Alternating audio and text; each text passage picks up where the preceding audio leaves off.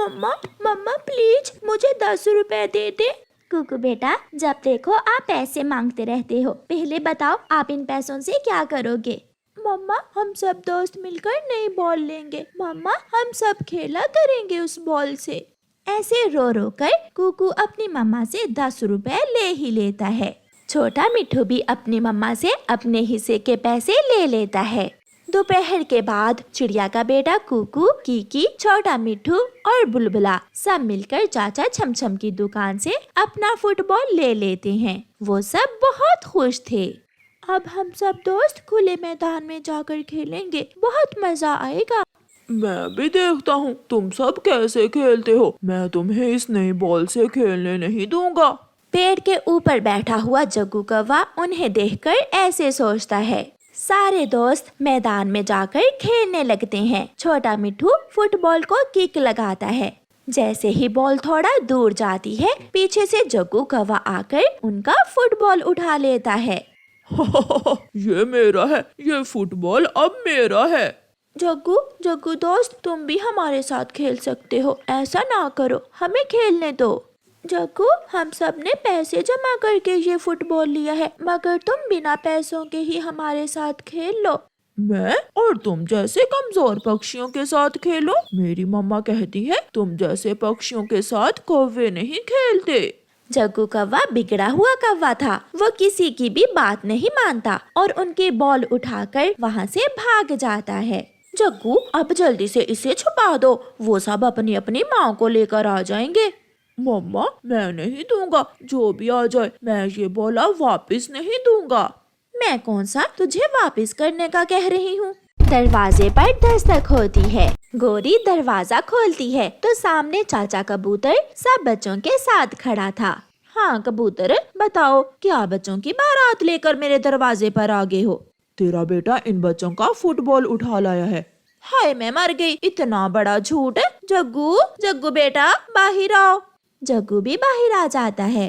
हाँ मम्मा क्या बात है, मुझे सोने भी नहीं देता कोई। देखा देखा, मेरा जग्गू तो सुबह से घर में सोया हुआ है। झूठा झूठा, आंटी जग्गू झूठ बोल रहा है, आप किसी से भी पूछ लें, जग्गू ही हमारा फुटबॉल उठाकर घर लेकर आया है। चुप चुप कर जा, और चिड़िया के छोटे बच्चे, एक थप्पड़ लगाऊंगी तुम्हारे। चल भाग यहाँ से, गंदी आंखों वाले कबूतर, क्या तू मेरे जग्गू के पीछे पड़ा हुआ है? बिगाड़ लो इसे, किसी दिन बहुत बड़ा नुकसान उठाना पड़ेगा तुझे। वो सब वहाँ से चले जाते हैं। जग्गू बेटा अब दूसरे जंगल जाकर खेलना इस बॉल से तुम। हाँ मम्मा, मैं कल नानों वाले जंगल जाकर खेलूंगा। कुकू बेटा क्या हुआ, तुम्हारा चेहरा क्यों उतरा उतरा हुआ है? मम्मा मम्मा वो गंदा जग्गू हमारा फुटबॉल उठाकर भाग गया है। तो घर जाना था उसकी माँ को बताने। हम सब कबूतर चाचा को लेकर गए थे, मगर उसने हमारी बॉल वापस नहीं की। दूसरे दिन जग्गू कौवा वो फुटबॉल लेकर अपनी नानों के जंगल चला जाता है। वो वहाँ जाकर फुटबॉल से खेलने लगता है। वो कभी फुटबॉल को इधर मारता तो कभी उधर मारता। पेड़ पर बैठा हुआ चील का बेटा फुटबॉल देखकर खुश हो जाता है। ये फुटबॉल मेरे पास होना चाहिए, मैं इस छोटे कौवे से ये फुटबॉल छीन लेता हूँ। ऐसा सोचकर चीलू, चील का बेटा, जग्गू कौवे से जाकर फुटबॉल छीन लेता है। ये मुझे दो। नहीं, ये फुटबॉल मेरा है। दोनों की आपस में लड़ाई होती है। जग्गू पास पड़ा हुआ एक पत्थर उठाकर चीलू को दे मारता है। चीलू के सर से खून बहने लगता है। तुमने मुझे मारा, मैं अभी जाकर अपनी मम्मा को बताता हूँ। रोता हुआ चीलू अपने घर जाता है। चीलू बेटा, तुम्हारे तो सर से खून बह रहा है, किसी ने मारा है क्या? मम्मा उस छोटे कौवे ने मेरे सर पर पत्थर मारा है। कहाँ है वो कमबख्त, कहाँ है? मैं छोड़ूंगी नहीं उसे। गुस्से में चील अपने घर से उड़ती है और जाकर जग्गू कौवे को पकड़ लेती है। तेरी इतनी हिम्मत कि तू मेरे बेटे को मारे? चील जग्गू कौवे को मारना शुरू कर देती है और मार मार कर जग्गू का पंख तोड़ देती है। मम्मा मेरा पंख टूट गया है। अब मरेगा तू, यहाँ ही मरेगा। चील चली जाती है। कुकू और छोटा मिट्ठू उड़ते उड़ते उस दिशा में आ जाते हैं। जग्गू कौवे को गिरा हुआ देखकर दोनों दोस्त वहाँ आते हैं। जग्गू जग्गू क्या हुआ? तुम्हारे पंख पर चोट कैसे लगी है? मुझे मुझे चील ने मारा है। कुकू, जाकर मेरी मम्मा को बता दो, मेरे पंख में बहुत दर्द हो रहा है। फिर कुकू और छोटा मिट्ठू जल्दी से गोरी कौवी के पास जाते हैं। आंटी आंटी, जग्गू को चील ने मारा है, वो वहाँ बेरी के पेड़ के पास गिरा हुआ है। हाय, मैं मर गई, मेरा जग्गू। कुकू कुकू बेटा, जिंदा तो है मेरा जग्गू। आंटी आप जल्दी जाएं।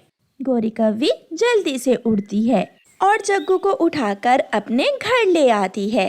मम्मा, मैं समझा था कि जैसे कुकू की मम्मा हमसे डरती है, ऐसे चीलू की मम्मा भी हमसे डर जाएगी। जग्गू बेटा, वो तो अच्छा हुआ जो कुकू और मिट्ठू ने आकर मुझे बता दिया, वरना आज ना जाने क्या हो जाता।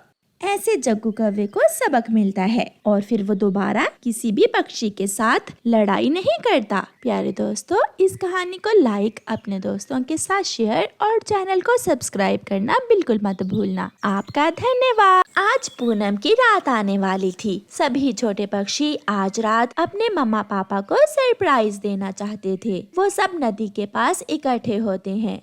दोस्तों, आज पूनम की रात है। आज हम कुछ ऐसा खास बनाएंगे कि मम्मा पापा खुश हो जाएं। हम चावल बना सकते हैं या फिर खिचड़ी। हम खिचड़ी बनाएंगे। मैं लाऊंगा मीठे मीठे अमरूद। और मैं लाऊंगा चावल का दाना। और मैं खिचड़ी बनाऊंगी। मैं दाल का दाना लाऊंगा। और ऐसे हम सब मिलकर बनाएंगे अपने मम्मा और पापा के लिए खिचड़ी। ऐसे वो सब अपने अपने काम पर निकल जाते हैं। गुड़िया सीधी अपनी नानो के घर जाती है, जो जंगल की दूसरी ओर रहती थी। नानो नानो, खिचड़ी कैसे बनाते हैं? गुड़िया बेटी, आप खिचड़ी बनाओगी क्या?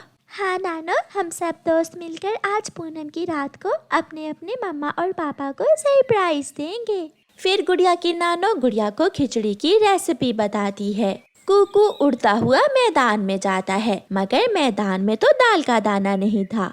यहाँ तो दाल का दाना नहीं है। मैं मम्मा से पूछता हूँ कि दाल का दाना कहाँ से मिलेगा। कुकू अपनी मम्मा के पास जाता है। मम्मा मम्मा, दाल का दाना कहाँ से मिलेगा? कुकू बेटा, भूख लगी है तो ये चने का दाना खा लो। नहीं मम्मा, मुझे दाल का दाना चाहिए। प्लीज मुझे बता दे, दाल का दाना कहाँ से मिलेगा? कुकू बेटा, दाल का दाना किसान के खेत से मिलेगा, इंसानों की बस्ती के पास।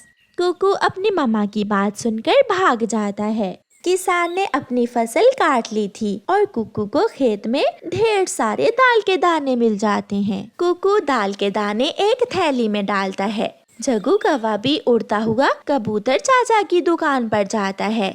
चाचा कबूतर, मुझे चावल का दाना दे दे। जग्गू बेटा, मेरे पास तो चावल का दाना नहीं है। अगर आपको चावल का दाना लेना है तो आपको पहाड़ों पर झरने के पास जाना होगा। वहाँ से आपको चावल का दाना फ्री में मिल जाएगा। जग्गू झरने की तरफ उड़ता है। छोटा तोता जानता था कि उसे मीठा अमरूद कहाँ से मिलेगा, इसलिए वो सीधा अमरूदों के बाग में जाता है। ये अमरूद तो कच्चा है, मुझे खिचड़ी के लिए पका हुआ अमरूद ढूंढना होगा। छोटा मिट्ठू एक पेड़ से दूसरे तक जाता है और फिर उसे एक पका हुआ अमरूद मिल जाता है। छोटा बुलबुला नमक लेने नमक के पहाड़ पर जाता है। वहाँ उसे नमक बहुत आसानी से मिल जाता है। और कबूतर का बेटा कीकी शक्कर लेने चाचा छमछम के पास जाता है। अंकल, मुझे थोड़ी शक्कर दें। बेटा, अगर तुम मुझे गन्ना ला कर दो तो फिर मैं तुम्हें शक्कर बना कर दे सकता हूँ। मैं अभी गन्ना लेकर आता हूँ। फिर कीकी उड़ता हुआ घने जंगल में बेरी के पेड़ के पास जाता है, जहाँ उसे गन्ने का पौधा दिख जाता है। थोड़ी ही देर में सारा काम हो जाता है। दोस्तों, क्या सारी चीजें इकट्ठी हो गई हैं? सब तैयारी मुकम्मल है। गुड़िया, अब देखते हैं तुम खिचड़ी कैसी बनाती हो। फिर गुड़िया खिचड़ी बनाना शुरू करती है। मैं खिचड़ी बनाती हूँ और आप जाकर नदी से पानी ले आए और आप सब अपने अपने मम्मा पापा को भी बुला लाएं। कुकू भाई, आप भी मम्मा को बुला लाएं। फिर वो सब चले जाते हैं। मम्मा, मेरे साथ आए, मेरे साथ नदी के पास आए। कुकू बेटा, अभी तो मुझे दाना भी खाना है। नहीं, आज आपके लिए एक सरप्राइज है। आज आप दाना नहीं खाएंगी। मम्मा पापा, क्या आपने अभी तक दाना तो नहीं खाया? नहीं जग्गू बेटा, क्या तुम हमें पूनम की रात में सरप्राइज देने वाले हो? हाँ मम्मा पापा, चले आप मेरे साथ नदी पर चले। गोरी कव्वी को तो दूर से ही खिचड़ी की खुशबू आती है। कालू जल्दी चलो, लगता है बच्चों ने आज हमारे लिए कुछ स्पेशल बनाया है। सब पहुंच जाते हैं, सब अपने अपने मम्मा पापा को लेकर पहुंच जाते हैं। गुड़िया बेटी, तू बड़ी सियानी बनी बैठी है। जे खिचड़ी बनाना तूने कब से सीख ली? आज मैं अपनी नानों से सीख कर आई हूँ खिचड़ी बनाना। गुड़िया की बात सुनकर सारे बड़े पक्षी हंसने लगते हैं। फिर गुड़िया सबको खिचड़ी प्लेटों में डाल डाल कर देती है। आसमान पर चांद पूरी तरह रोशन था और सारे पक्षी अपने अपने बच्चों के साथ खिचड़ी खा रहे थे। ये समय उनके लिए यादगार था, क्योंकि आज तो बच्चों ने अपने मम्मा पापा को बड़ा सरप्राइज दिया था। फिर वह सब मजे मजे से फलों वाली खिचड़ी खाकर खुशी खुशी अपने अपने घर चले जाते हैं। प्यारे दोस्तों, इस कहानी को लाइक, अपने दोस्तों के साथ शेयर और चैनल को सब्सक्राइब करना बिल्कुल मत भूलना। आपका धन्यवाद।